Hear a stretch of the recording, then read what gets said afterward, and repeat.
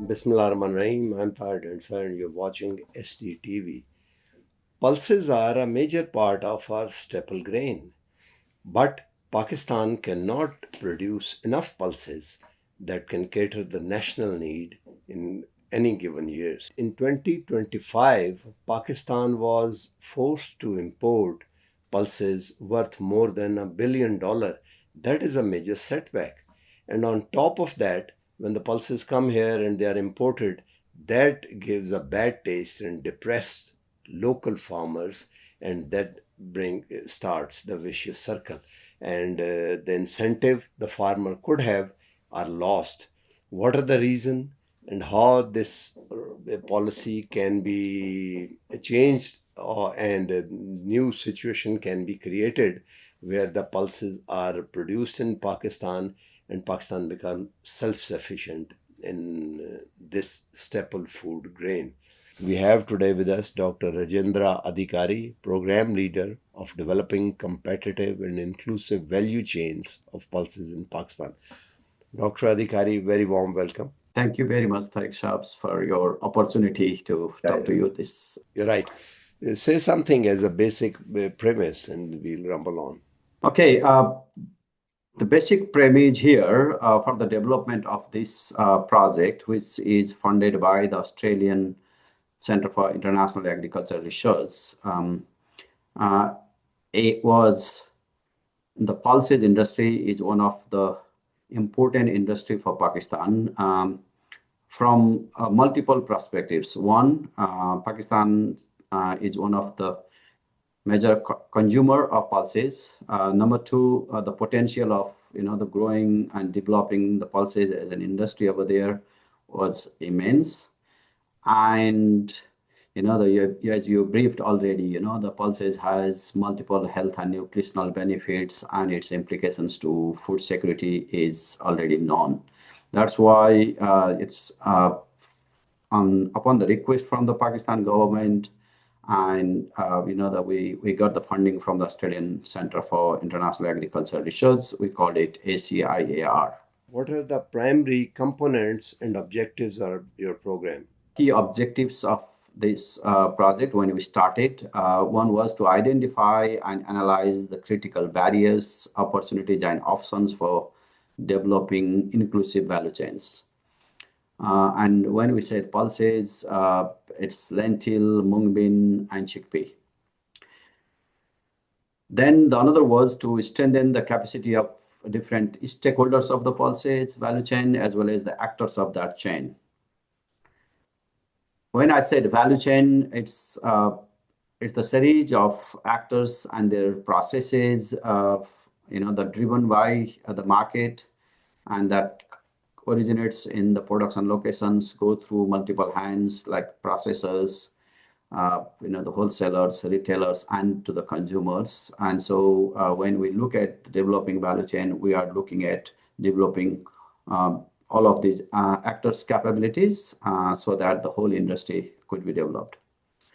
Third and the fourth objective of that of this project when we started was to inform the policy that facilitates the development of these value chains, and also to show at the pilot scale how the value chain actually works in practice. And if we look at the context in which this project was developed, Pakistan was already a huge importer of pulses. There were the balance of trade, negative balance of trade, particularly in pulses area. With all these potentials, it was not able to export. And the local industries and other industry sectors, for example, processing, were not growing as we expected. What are the main findings? What measures have been taken to improve productivity of pulses in Punjab and Sindh? Okay, the feedback, as I said, it had very specific objectives. So what we did, we have now been able to outline the critical barriers that affecting the pulses industry, and that actually coming across different stages, right from the policy.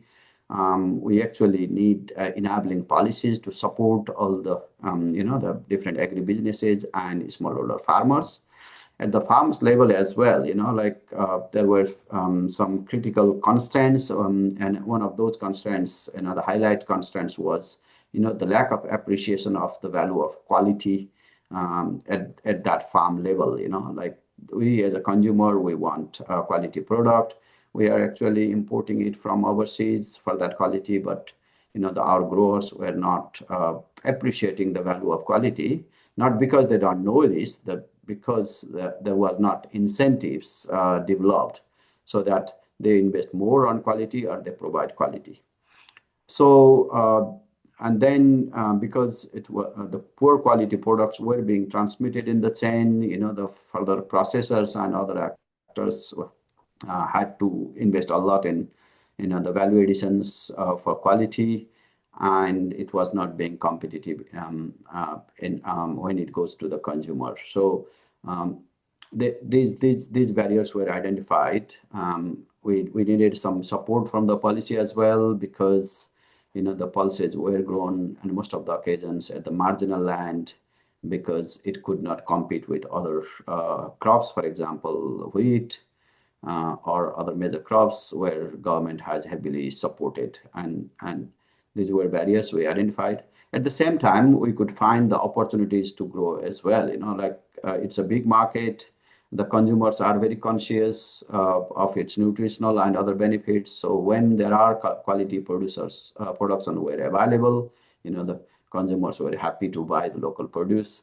Like we have successful examples of, our farmers being connected through digital marketing, like actors with the niche consumer segments in cities. So, which was rewarding to the farmers as well. So, yes, Punjab and Sindh, they are producing pulses, but in traditional way.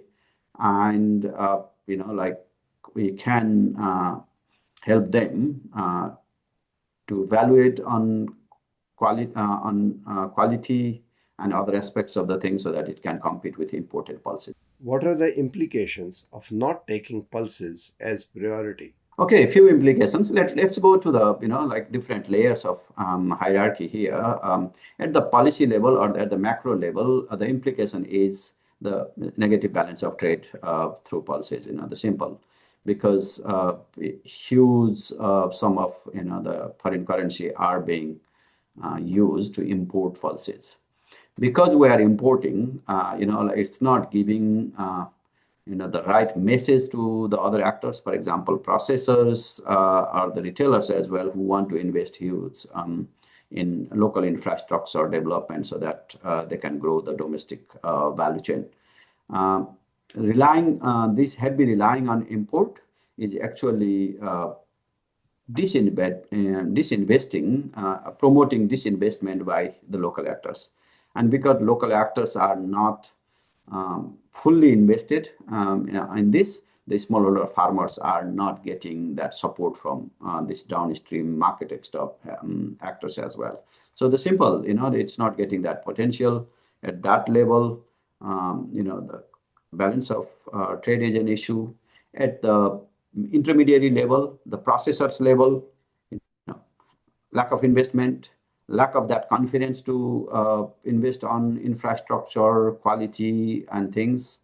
And at the smallholder farmers level, they are doing it like for mostly for subsistence or small scale commercializations. They are not going with the huge commercial aspirations there. Do you think just we need to expand area where the cultivation is taking place? And what are the means that area can be expanded?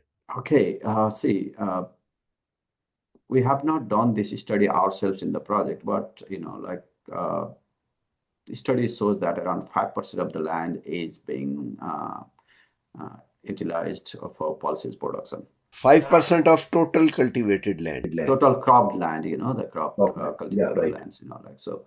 So it's not issue of the enhancing Area. or increasing area. Production can be increased two ways. We all know, by increasing the area or by increasing productivity. Okay, so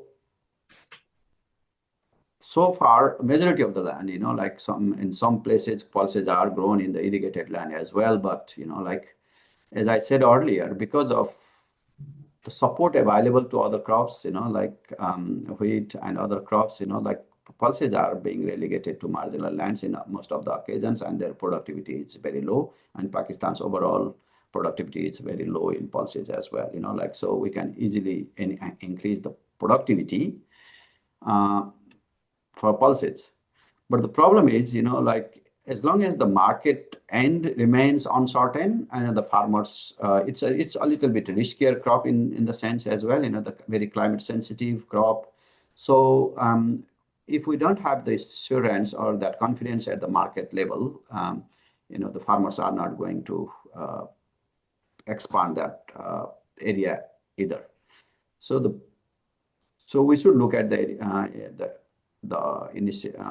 look at the efforts to enhance the productivity rather than the area at the moment. So, what strategies are taken to increase the overall cultivated area under pulses in Punjab and Sindh? Okay, one is, like there is this, the export ban sort of things, like so those who grow pulses and the want to try to export markets are not able to do so.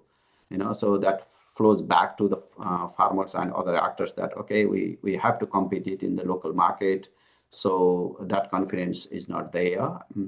Small scale nature of our production system is also a bottleneck. So we have to bring the farmers in clusters and groups so that when retailers or the wholesalers or the processor wants to develop that relationship with farmers, they want to enjoy that economies of scale which is not being produced. So bringing farmers together and developing that the production clusters are important here. They are being bottlenecks, and the most important bottleneck here is like the support from the policy, enabling support from the policy for the investment at the intermediary scales like processings and the marketing uh, needs there. And I would say there are soft bottlenecks as well. For example, the level of trust between the farmers and the intermediary actors. Like the when that level is trust is not at their optimal level. Like there is this competition rather than the collaborations within the chain actors, and that's all.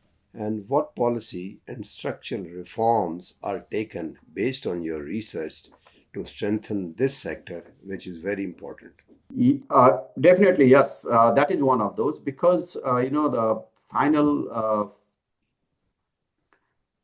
the consumers are not paying a lot for our domestic pulses. For as I said earlier, like the quality is not of very high standard, not of import standard, and that's why consumers are not paying. When you don't have the greater pool at the consumer level to distribute across the chain, and the obvious the reactions or response would be to fight within your chain, within your partners to for the more share. Like so the changing a little bit of this narrative of your chain actors, your buyers or your suppliers are not your competitors, rather they are the collaborators is important area here. If they work together, there would be the opportunity for co-innovations, like and increasing the size of the pie so that they can draw more share if we can increase that size of the pie. But that's not that's not happening. What we did in this project is we demonstrated successfully if we work together in the chain, and if we can develop that trust and the relationship can be improved, the information exchange could be improved, then the ultimate price can be we can get the premium price. And when they distribute equitably, the farmers get reward. And there is this clear indications when they have this greater reward, they invested more on quality seed. They invested more on small scale machinery that helps the clean the grains at their farm level, so that they give the more cleaner the grains to the next stage buyers, like, and the farmers get benefits of this, and consumers get benefit as well. Dr. Sab, thank you very much for giving us time. and looking forward for more interaction. So the bottom line is that there should be clear policy initiative and given by the government, and the crux of the policy should be that the farmer should get his share in the pricing. So prudent policy structure, rational pricing, and the insurance that the farmer will get his pie. That is good policy and good implementation. And I think if that is done, we can do miracle in pulses as well in Pakistan. Bye for now.